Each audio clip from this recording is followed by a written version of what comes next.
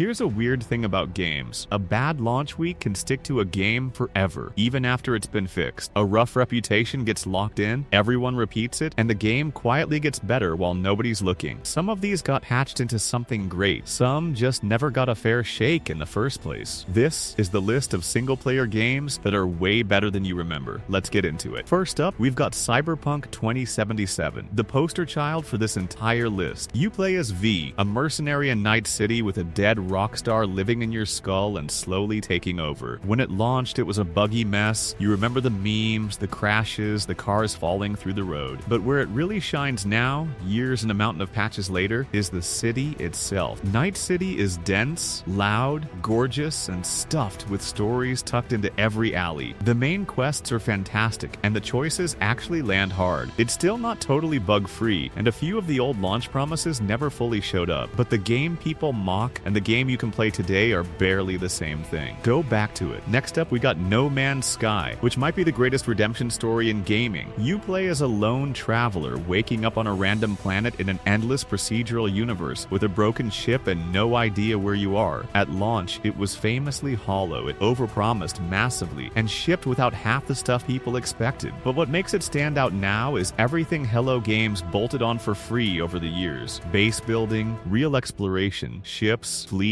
multiplayer, the works. It's an absolutely enormous game these days. It can still feel a little grindy and thin in spots, sure, but the sense of drifting between planets nobody else has ever seen is magic. And they earned that comeback the hard way. Genuinely worth another look. Up next is Assassin's Creed Unity, a game whose disastrous launch completely buried what it actually got right. You play as Arnaud Dorian, a young man chasing revenge through the chaos of the French Revolution. It's shipbroken, glitchy faces, crashes, the whole thing became a punchline overnight. But here's the thing, patched up, it's one of the best looking games in the series, and its recreation of revolutionary Paris is stunning, packed with crowds and detail nobody's topped since. The parkour got the most fluid it's ever been too. The story's forgettable, no argument there, and it can still chug in the busiest streets. But if you skipped it because of the launch, the Paris waiting for you now is absolutely worth a wander. It deserved better. Mass Effect. Andromeda got so mercilessly mocked for its janky animations that everyone forgot to notice the good game underneath. You play as a Pathfinder, one of the first humans scouting a brand new galaxy for a place to call home. Yeah, at launch the faces were rough and the bugs were everywhere. That reputation stuck like glue. But where it really shines is the combat. The jump jet movement and freedom in fights is honestly the best the whole series ever had, and exploring those alien worlds is a genuine blast. The writing's uneven and it never hits the trilogy's highs, that's fair. But patched up and taken on its own terms, it's a solid, fun sci-fi adventure that got dumped on way harder than it deserved. Give it a fair shot. Next up, we got Final Fantasy XVI, a game that's honestly a bit of a beautiful mess, and better for it than you'd expect. You play as Noctis, a prince on a road trip with three best friends as his kingdom falls apart behind him. The story's genuinely disjointed. Big chunks of it got shoved into DLC, an anime, and a movie, which is a real problem. But what really sells it is the bond between those four guys. Camping out, cooking, cracking jokes, watching them grow up over the journey, it becomes something special, and the flashy combat's a good time too. The back half falls apart pacing-wise, no defending that. But as a hangout with four friends on an open road, it hits in a way few games manage. Warmer than you remember. Up next is Days Gone, a game that got lukewarm reviews at launch and quietly became a cult favorite. You play as Deacon St. John, a drifter and biker surviving in a Pacific Northwest overrun by the infected. Where it really shines is the hordes. Hundreds of these things swarming at once, and the panic of being chased across the map by a living tide never gets old. Your bike becomes a real companion too, something you maintain and rely on. It starts slow. The open world's a bit bloated, and the story wanders early on. But stick with it, let it open up, and you've got a surprisingly heartfelt survival story with some of the most intense set pieces around. Way better than its launch reputation suggested. Prey, the 2017 one, flopped hard partly because of its confusing name, and it's one of the best games nobody played. You play as Morgan Yu, waking up on a space station that's been overrun by a shape-shifting alien threat. What makes it stand out is the freedom. This is a proper immersive sim. Almost every problem has 5 solutions, and you can hack, sneak, build, or straight up turn into a coffee mug to slip through a gap. The station is one connected, believable place you'll slowly master. It's a little slow to get going, and there's some backtracking. But once it clicks, the sense of being trapped somewhere you can outsmart is incredible. A hidden gem that finally deserves its due. Next up, we got Dishonored 2, a sequel that quietly outdid the original and got played by nowhere near enough people. You play as either Corvo or Emily, framed assassins with supernatural powers out to take back a stolen throne. Where it really shines is the level design. Every mission's an intricate playground. You can blink across rooftops, freeze time, possess a rat, and there are a dozen ways through each one. There's a whole mansion that physically rebuilds itself as you pull a lever, and it's one of the coolest things I've ever seen in a game. It ran rough on PC at launch, which hurt it, and the story's the weaker part. But as a pure playground for creative players, almost nothing touches it. Play it twice, differently. Up next is Titanfall 2, which has one of the best shooter campaigns ever made and barely got played because of when it launched. You play as Jack Cooper, a soldier who bonds with a towering war machine, a titan named BT. Where it really shines is the movement. On foot, you're wall running and sliding through firefights like water. Then you drop into your Titan, and it all gets heavier and more brutal. And there's one level, built around a single clever gadget, that's regularly called one of the greatest in shooter history. The campaign's short, and the multiplayer's thinned out over the years. But that movement and that story are untouchable. It got squeezed between two huge releases and paid the price. Please, finally play it. Alien Isolation is the rare licensed game that absolutely nailed it, and somehow it still slips under people's radar. You play as Amanda Ripley, stranded on a decaying space station with a single alien hunting you through the vents. What makes it stand out is that xenomorph. It isn't scripted. It genuinely stalks you, learns your habits, and there's no beating it. Only hiding and holding your breath. The station drips with that grimy, retro future dread straight out of the original film. It's long, and honestly the constant tension can be exhausting. It wears you down on purpose. But there's no better alien game, and few horror games have ever made you feel this hunted. It holds up beautifully. Next up, we got Metal Gear Solid 5, a game people remember mostly for its unfinished story, and forget is maybe the best playing stealth game ever. You play as Big Boss, a legendary soldier building a private army and hunting the man who burned everything he'd built. What really sells it is the freedom in every mission. Each base is a puzzle you can crack a dozen ways, sneak in silent, go loud, call an airstrike, or Fulton a guard screaming up into the sky to recruit him later. The story does fizzle in the back half and the missions start repeating, no lie. But moment to moment, nothing feels better to actually play. The gameplay is so good it's worth it on its own. Up next is Death Stranding, a game so divisive that half the internet wrote it off as a walking simulator. You play as Sam, a courier reconnecting a broken America one delivery at a time across a haunted, beautiful landscape. Where it really shines is that traversal, balancing a huge stack of cargo, picking a path across rivers and mountains, building roads and bridges that other players quietly benefit from. It sounds boring, and then somehow it becomes hypnotic. It's slow, it's strange, and it is definitely not for everyone. That's the honest truth. But if it grabs you, that rhythm of just getting somewhere hard becomes weirdly addictive. A lot of people came around on this one, and you might too. Spec Ops: The Line looks like a forgettable brown military shooter, and that's exactly why people underrate it. You play as Captain Walker, leading a squad into a Dubai buried under sandstorms to find survivors. The shooting itself is honestly pretty generic, that's the part people remember. But where it really shines is the story. This game uses that dull shooter framing as a trap, then turns into a genuinely disturbing look at guilt, violence, and the choices it makes you complicit in. It'll sit in your gut for days. The gunplay is the weak link, no getting around it. But push through, because there's a reason people still talk about this one over a decade later. It's so much more than it looks. Next up, we got The Order 1886, a game that got torn apart for being short and then quietly forgotten. Unfairly, you play as Galahad, a knight in an alternate Victorian London battling monsters with steampunk weapons. Yeah, it's linear. It leans on cutscenes, and you'll finish it in an afternoon. Those complaints were real. But what makes it stand out even now is how it looks. Years later, it's still one of the most stunning games ever made. The lighting and detail are genuinely jaw-dropping, and that alt history London is a gorgeous place to spend a few hours. It's more of a ride than a deep game, sure, but taken as that, a gorgeous gothic action movie you play, it's far better than its reputation. Worth a look. Rounding out the list, we've got Sleeping Dogs, an open-world gem that almost never released and still doesn't get its due. You play as Wei Shen, an undercover cop sinking dangerously deep into a Hong Kong crime triad. Where it really shines is the hand-to-hand combat. Forget guns. This is all brutal, flowing martial arts, slamming guys into fish tanks and phone booths, and it feels fantastic. Hong Kong itself is packed with neon, street food, and character you don't see in other open worlds. The driving and shooting are just okay, and it's aged a touch, but that combat and that setting make it one of the most underrated open world games out there. Track it down, you won't regret it. And that wraps up the list. 15 single-player games that are genuinely better than their reputations let on. Some got fixed, some just got overlooked, but every one of them is worth another shot. Let me know in the comments if I missed your favorite underrated pick. I know there are more out there, so come remind me. If you got something out of this, drop a like and hit subscribe so you don't miss the next one, and I'll see you in the next one.